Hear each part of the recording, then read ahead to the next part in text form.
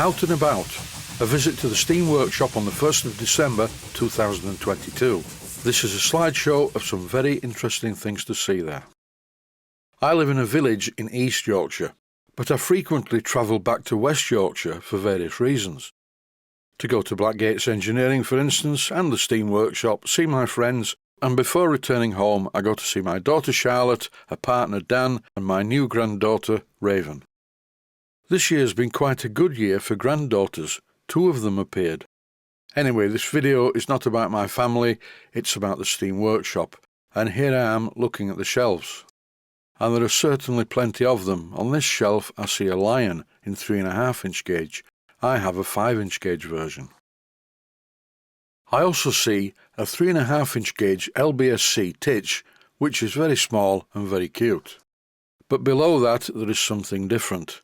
A 5-inch gauge Sterling single, similar to the one that I have. There are 1 or 2 differences though. This one is finished and it was built by a man called Richard Gibbon. I met Richard when I joined York Model Engineering Society. He used to be the main man at York Railway Museum and really does know his stuff. This is a very good example of a Sterling single. Simon Hudson, the main man at the Steam Workshop, wasn't there today, and the last time I spoke to him we were talking about doing a deal for this Sterling single for my incomplete one. Today it seemed pointless making a video. Besides, I wanted to try out the photographic capability of my new iPhone 14. And all the photographs that you're seeing are completely unedited. This is just how they come from the camera. By now you must have noticed the big boy in the photograph. What a locomotive this is. It's in 5-inch gauge and it's really big. I don't think this is for sale, it's Simon's pet. It's a superb example of model engineering. The Steam Workshop occupies 2 industrial units and here I'm in one of them. And it's very full of steam locomotives and traction engines and other bits and pieces. Here, for instance, is a very good looking traction engine. It looks almost new. I'm currently working on a 1.5-inch scale traction engine, and I can't believe how much work there is in making these things. This is a very strange Wallace & Stevens steamroller. I showed this in a previous video, so I'm going to move on. This looks suspiciously like a B1 locomotive, and I don't know anything about it. It's just sat on a stand awaiting some attention. This is quite a large unfinished traction engine, and the workmanship standard is extreme. It's one that John Holroyd's been building for some time. I wasn't really surprised when I looked at the state of it, and it was in John's area of the Steam Workshop anyway. From the sublime to the ridiculous, this engine is not in very good condition. A few years ago I did some work at the Steam Workshop. I used to go in 1 day a week, and I worked on an engine that was worse than this. If you look closely at this photograph, you will see a pipe attached to the engine because it's having a boiler test. By the look of it and the number on the side, I think this is a Britannia class locomotive. While I was looking at it, Mark showed me this. This is called organisation. When I worked at the Steam Workshop, a lot of time was wasted by rummaging about looking for blanking plugs and things like that, but now Mark has finally organised it. A place for everything and everything in its place. If only I could practice what I preach. Generally speaking, I work in a very chaotic environment, but most of the time I know where things are.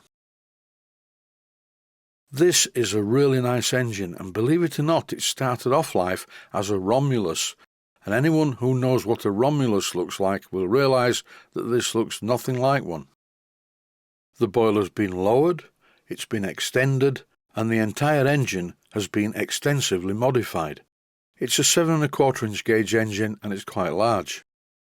I like the riding truck. Here it is. And there's even a fitting at the back of the seat to hold a parasol to keep the sun off your head. Mark was telling me how they modified the cylinders. The steam chest covers for this engine have been entirely manufactured at the Steam Workshop, and the quality of the workmanship, as always, is very good. Mark was telling me and showing me on his phone how they went about making these. They were drawn up on the computer and originally printed in plastic using a 3D printer, and here it is in operation. I assumed they were making a pattern, but this was not the case. Apparently, the 3D printing part was just to prove that it was going to look okay, and as you can see, on the unfinished cylinder, it does look okay. Then the finished steam chest cover was machined from a block of aluminium, and now, as you've seen before, it looks like this. There really is not a lot when it comes to steam engines that the steam workshop can't do. They also work on small full-size locomotives. This part is from a Fowler locomotive. It's part of the pony truck at the front, and look at the size of it, it's massive. Apparently the casting does not fit on the shaft properly, and the bearing surface on the forging is going to have to be manually modified to fit in this bearing. The reason it's covered in the blue stuff is so you can see where the bearing is tight. This entire bench is full of painfully heavy bits and pieces. Here's the start of the job using a file. After following up by scraping, this will perfectly fit inside the bearing. You might want to take a look at the full-length video on YouTube about rebuilding this Fowler engine. It makes me feel very tired, and that's just from watching the video. I don't know what's worse, simple larger parts or extremely complicated smaller bits and pieces. And it's incredibly complicated. It's a full 4-cylinder engine. This engine is in 5-inch gauge, and it's well made. But unfortunately, there are a multitude of problems with it. Finally, after many hours, a man called Ian has got this back in running order. Well, at least he did have it back in running order. Once the chassis was back together, he gave it a steam test using John Holroyd's large test boiler. This didn't go well, because one of the wheels came loose. And I don't mean the wheel came loose on the axle, it was actually one of the crank webs that was loose on the crank pin. The complexity of this engine is astonishing. Look at the back head of the boiler. This is positively scary. When model engineering meets scale model engineering, then it gets a little bit different. This is somewhere in between. It's still very complicated, but it uses sensible size nuts and fixings. Walking back into the other steam workshop unit, I see 2 traction engines.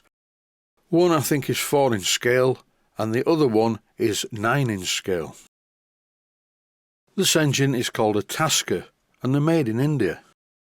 Mark was telling me that it belongs to a customer, and it was in the steam workshop for some modifications because parts of it didn't work properly. It looks great in these photographs, but some parts of it are not as they should be. John was working on one of the parts when I was there.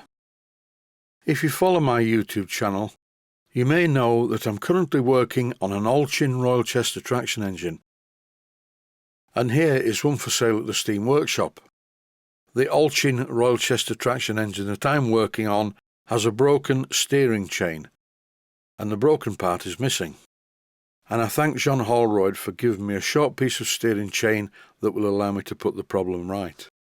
And I was very pleased to find that the steering chain that John gave me was a perfect match for the one on the engine I'm working on. And that's about it for this flying visit to the steam workshop.